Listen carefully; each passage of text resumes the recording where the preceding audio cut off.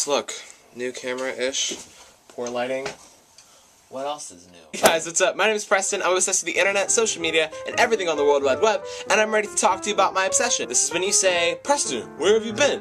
I haven't seen you in a while. And I say, I'm sorry, I've had schoolwork, I'm a student, I have classes that I have to take, and I have projects, and I have homework, and I have tests, and I have quizzes, and I have books I have to read. I have stuff to do. My room is 1,000,000 degrees because it's winter, and so my family kicks up the heat. So because I am a student, I do have to read a lot of books for school, and so that's what we're going to talk about today. Books. So to me, books are really important because they give me an escape from reality. I think it's kind of important that we have a break from our actual life, and books give us that. They give us a separate world with new friends, with new plots, with new experiences that we can experience. So I have a few books I want to talk to you about today, so let's go!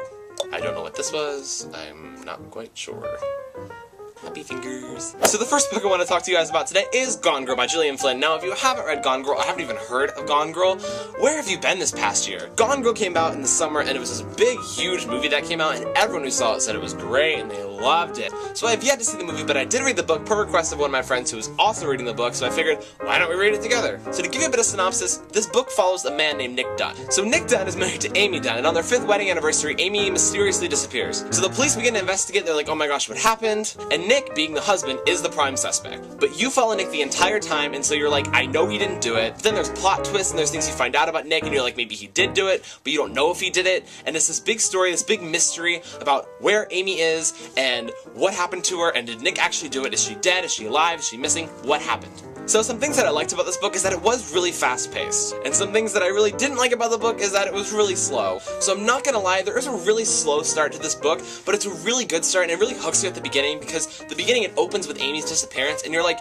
oh my gosh, where is she? There's one sentence in this book that the second you read it, you're going to be hooked and you're not going to want to finish it. Another thing that I really liked about this book is that it keeps you guessing. Gillian Flynn does a great job of not telling the readers exactly what's happening. All you know is what Nick knows, and Nick doesn't know much. I liked that as Nick was finding clues, I was finding clues, and I could kind of piece together what I thought happened. Now, what actually happened, I didn't see coming from a mile away, and oh my gosh, plot twist. So basically the plot goes from this to this to this to this, then it explodes, and then all the shrapnel hits you in the face and it goes poof. Another thing that I really didn't like about this book is the fact that the characters were kind of underdeveloped. We got a little bit of their backstory and stuff, but I didn't feel attached to any of them, and I didn't really care what happened to them. Yes, I liked Nick, and yes, I liked Amy, but I didn't really care about them at all. I don't know. So overall, I gave it a 3 out of 5 on Goodreads, which is pretty good. It was a good book, so if you're really looking for a really, really fast read, it's not that long. So if you want something that goes really, really fast, definitely pick up Gone Girl. So that book was recommended to me by my friend Emma, and so was this one, Miss Peregrine's Home for Peculiar Children. So Miss Peregrine's Home for Peculiar Children follows the story of Jacob Portman, who is a teenager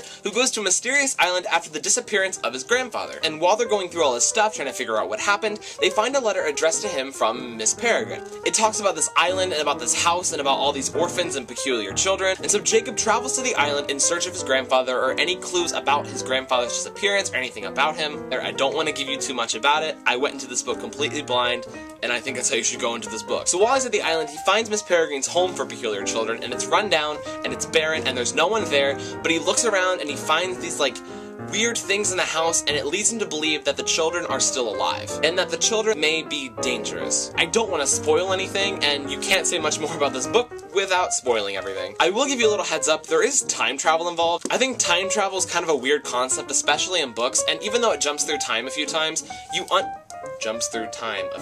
Even though it jumps through time, you still understand what's going on and what time period it is and blah blah blah. It's not confusing on that aspect. I just think that time travel in books is just a little trippy. I think the thing I like the most about this book is the photographs. So there are these random pictures throughout the book that kind of connect to the story in some way. Like there's random pictures, there's pictures of the children you can see on the back. And I think that the pictures kind of add to the story. If you do have a Kindle or a Nook or an iPad or any other ebook, I don't recommend getting this book on ebook because it is awesome to see the photographs firsthand. What I liked about this book is that the story was really good. It was well developed. I was, I guess, intrigued the entire time. If you're looking for a suspenseful story or a spine-chilling tale, you're not gonna find it with this book, unfortunately. Unless you get really creeped out about things that go bump in the night, you're not gonna be scared. To be quite honest, there was this sort of horror aspect of it that I guess I didn't fully grasp. Not to to mention that it's really slow, and the characters I don't think are well developed to the point where I actually cared about them. There was this romance thing that was going on between two characters in the book, and I didn't really feel for it. I didn't think it needed to be in at all. And I guess because it's a young adult book geared towards adults and young adults, romance was almost implied. It was a really good read, and although I have the second one, I probably won't be reading it anytime soon. But like I said, the pictures are the best part about this book, which is why I give it 3 out of 5 stars on Goodreads, or about a 2.5 out of 5. The third and final book that I'm going to be talking about today is MockingJay by Suzanne Collins, the third and final book of the Hunger Games trilogy. I love the Hunger Games. I think that the Hunger Games is such a great series, but to be quite honest,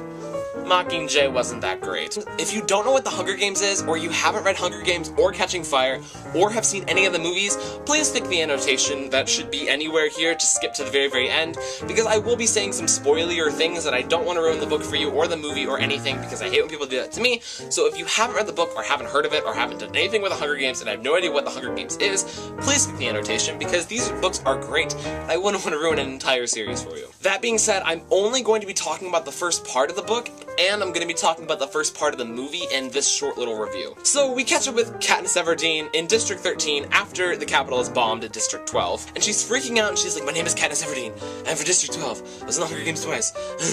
And if I'm being completely honest, she's kind of like that through the entire book. I don't know, I don't want to say that, but this book basically consists of Katniss complaining half the time, and I understand why she's complaining. I get it, I understand. She's gone through so much heartbreak, through so much death, through so much trauma, through so many things through the Hunger Games, and what the Capitol has done to her, but I don't know. In the first book, Katniss is this extremely strong female character that stands up for her sister, and in this book, she's this weak character that I don't really care about. Not to say that I don't care about Katniss, obviously I love her to death, but I didn't really care for her. So this first movie did come out, and I have to say the first movie was amazing. I definitely enjoyed watching the movie more than I enjoyed reading the book, and maybe it's because it was a movie and so they had to make it more fast-paced, more energetic, more action-packed. I liked how in the movie they showed the other districts, like they show what's going on in the other districts of the rebellion, not just Katniss's point of view. And you can't get that in the book because the book is Katniss's point of view. So that's why I kind of like the movie a little more, but I'm only going to be reviewing the first half, so I won't talk about the second half of this book until the second half of the movie comes out. Although I will say I totally called when the movie was going to end. The second that they said that they were going to make Mockingjay Part 1 and Mockingjay Part 2, I called it and I told all of my friends they're going to end it when Peeta strangles Katniss. That was a spoiler, by the way. Hopefully you took my advice and skipped to the end, because bam. In comparing both the book and the movie was much more enjoyable, I think, but the book was still really well written. Suzanne Collins is obviously a literary genius. To have everyone in the entire nation know her name and know her book. Suzanne Collins is a really good author, but I don't think that this book was released at the right time. I think she knew that it was a trilogy, and I think she knew that people would be wanting a third book, and so she released this one kind of scared of what people would say if she didn't release one. And although, yes, it was really well written, and although, yes, the plot was still there, I think the point of the Hunger Games series was the games, and I don't know, maybe because the games are gone, the plot kind of died. I don't know, I don't want to compare anything else, but I did finish the book, but I don't want to say anything about the rest of the movie until the second part comes out. But still, to this day, Catching Fire is my favorite book and favorite movie of the Hunger Games series, but we'll see next November if Mockingjay has a chance to beat Catching Fire as my favorite Hunger Games movie. So I hope you guys like the little book talk that we have. People always ask me why I talk about books, even though I'm the internet obsessor. It's because I think books are really important. Get people to think about their life, and as I said before, they kind of help people escape reality. And I think that in a society where we're pushing more towards ebooks and more towards technology, although there's nothing wrong with reading books on your phone, I think that having an actual physical book in your hand is much more gratifying. On that note, I am always looking for something new to read, so if you have any book suggestions, please leave them in the comments below. If you haven't noticed, I love Stephen King, and I love suspense novels, and I love thriller novels. I'm not a huge romance fan, but I'm not opposed to reading it. I did read The Fault in Our Stars. Did I like it? That's a whole nother video. But other than that, I'm gonna go. I love you guys so much. Make sure you like this video if you liked it, and subscribe because I make videos hopefully once a month. Like I said, I'm busy with school, but I hope to get back on track with regular video making. Make sure you follow me on my social media links. They'll all be in the description. Peace, love, and star and all that, and I will see you guys on the internet. Goodbye! Successful video. Now I can go eat food because what else is there to do in life?